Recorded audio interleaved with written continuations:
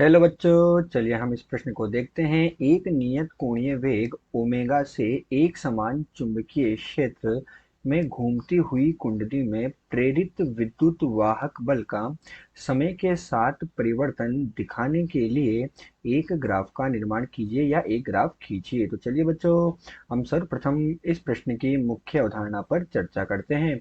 और उसके लिए बच्चों हम यहाँ पर क्या लिखने जा रहे हैं, हम यहाँ पर लिख रहे हैं मुख्य अवधारणा। क्या लिखा बच्चों, मैंने यहाँ पर लिखा मुख्य अवधारणा। तो बच्चों ये जो प्रश्न दिया गया है, इस प्रश्न की मुख्य अवधारणा में हम देखते हैं कि हमारे पास एक कुंडली है।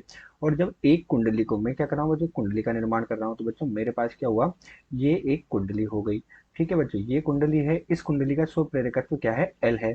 अब जब इस कुंडली एल को, जिसका स्व प्रेरकत्व एल है, इस कुंडली को जब चुंबकीय क्षेत्र बी में घुमाया जाएगा, अब जब इसे चुंबकीय क्षेत्र बी में ओमेगा कोणीय वेग से, तो ये हमारे पास बच्चों क्या हुआ, ओमेगा कोणीय वेग हुआ।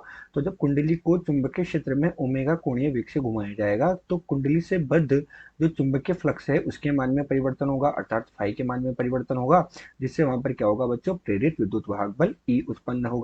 तो बच्चों क्या हुआ कि कुंडली को चुंबकीय क्षेत्र में घुमाने से वहां पर प्रेरित विद्युत वाहक बल उत्पन्न हो जाता है। यही क्या है, इस प्रश्न की मुख्य अवधारणा है। तो चलिए बच्चों, अब हम मुख्य अवधारणा के आधार पर प्रश्न को हल करेंगे। तो बच्चों हम क्या कर रहे हैं, प्रश्न को हल कर रहे हैं। और प्रश्न के हल में हम क्या देखते हैं, प्रश्न के हल में हम देखते हैं कि हमारे पास बच्चों जब हम ओमेगा कोणीय वेग से घुमाते हैं तो क्या होता है बच्चों। तो हम देख रहे हैं कि ओमेगा होता क्या है, कोणीय वेग होता क्या है। तो हम ये देख रहे हैं। तो बच्चों हमारे पास ये क्या है, कोई भी एक हमारे पास लूप है जिसका केंद्र ओ है। यहाँ से हम बच्चों ए बिंदु से जब बी बिंदु तक जा रहे हैं, तो ए बिंदु से हम बी बिंदु तक जाते हैं। अर्थात हम क्या कर रहे हैं, ए बिंदु से बी बिंदु की ओर घूम रहे हैं। तो हम ओमेगा कोणीय वेग से घूम रहे हैं और माना कि कोण क्या है, हमारे पास थीटा है। तो हम क्या कहते हैं कि जो कोणीय वेग ओमेगा होता है बच्चों, वो कितना होता है, थीटा। थीटा बटे किसके बराबर हो जाता है, टी के बराबर। टी क्या होता है, प्रति सेकंड, है ना। तो मतलब टी हमारे पास है कि इतने समय में हम इतना कोण घूम गए। तो थीटा कितना है बच्चों, विस्थापित कोण है। थीटा तो क्या हुआ, विस्थापित कोण। और टी क्या हुआ हमारे पास, सेकंड हो गया। तो थीटा तो हो गया बच्चों विस्थापित कोण, और टी क्या हो गया हमारे पास, समय हो गया।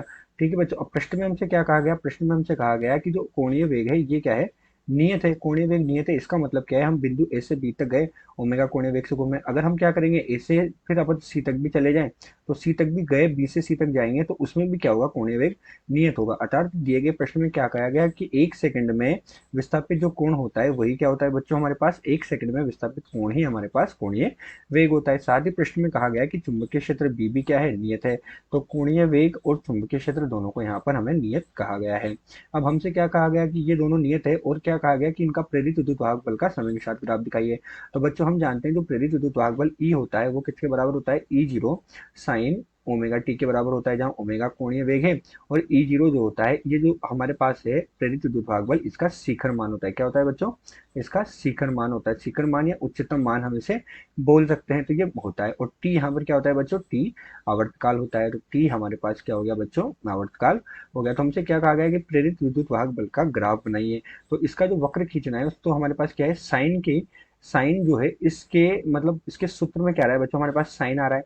साइन आ रहा है तो हमारे पास बच्चों इसका ग्राफ हम खींचेंगे। यहाँ पर इसका ग्राफ कुछ इस तरह से हमें प्राप्त होता है। ये इसका ग्राफ बच्चों हमें कुछ इस तरह से प्राप्त हुआ। तो बच्चों यहाँ पर क्या हो जाता है, यहाँ पर तो हमारे पास टी बटे दो हो जाता है, और यहाँ पर क्या हो जाता है, टी हो जाता है। और इधर बच्चों हमारे पास क्या है, समय टी चल रहा है।